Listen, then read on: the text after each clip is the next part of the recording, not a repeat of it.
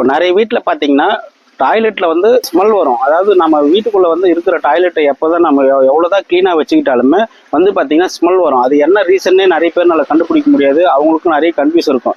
ஏன் ஸ்மெல் வருது, நம்ம வந்து வீட்டுக்குள்ளே சுத்தமாக தானே வச்சுருக்கோம், ஆனால் வந்து ஸ்மெல் வந்துகிட்டே இருக்கு அப்படின்னு சொல்லி நிறைய பேருக்கு டவுட் இருக்கும்.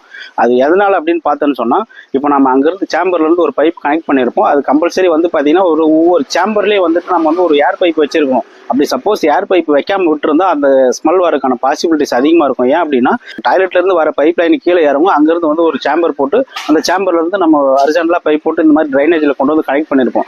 இந்த மாதிரி வர இடத்துல இப்போ ட்ரைனேஜில் வந்து என்ன இருக்குன்னு கேட்டிங்கன்னா, இப்போ இந்த மாதிரி பார்த்தீங்கன்னா இது வந்து நம்ம வந்து இதுக்குள்ளே வந்து நம்ம வந்து எலி அந்த மாதிரி எதுவுமே உள்ளே போயிடாமல் இருக்கிறதுக்காக வந்து பார்த்தீங்கன்னா இந்த மாதிரி ஒரு இந்த சின்ன சின்ன ஓட்டையால் ஒரு கவர் போட்டிருப்போம்.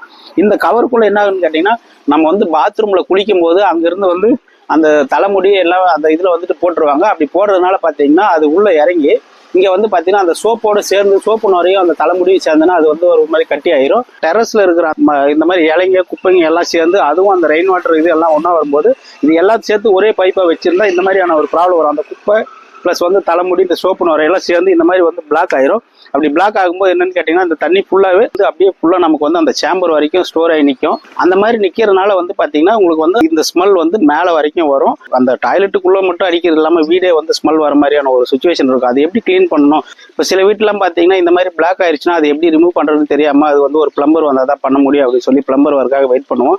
இது ஆக்சுவலி அந்த மாதிரி நம்ம பண்ண வேண்டியதே கிடையாது. இது ரொம்ப சிம்பிளான விஷயம் தான். என்ன அப்படின்னா நமக்கு வந்து சேம்பர்லேருந்து இந்த அவுட்லெட் பைப் விட்டுருப்போம். அந்த பைப்பை போய் நம்ம வந்து எண்டில் பார்த்தோம் அப்படின்னு சொன்னால் இந்த மாதிரி பிளாக் ஆகிருக்கான்னு நம்ம செக் பண்ணணும்.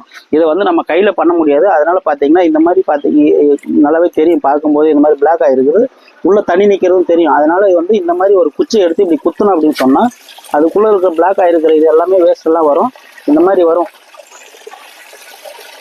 ப்ளஸ் வந்து பார்த்தீங்கன்னா இது எல்லாமே நீட்டாக இந்த தண்ணி வெளியே போகிற வரைக்கும் குத்தி விடணும். அதே மாதிரி இந்த மாதிரி மாட்டிருக்க அந்த தலைமுடி ப்ளஸ் வந்து குப்பைங்க எல்லாத்தையுமே சுத்தமாக ரிமூவ் பண்ணி விடணும்.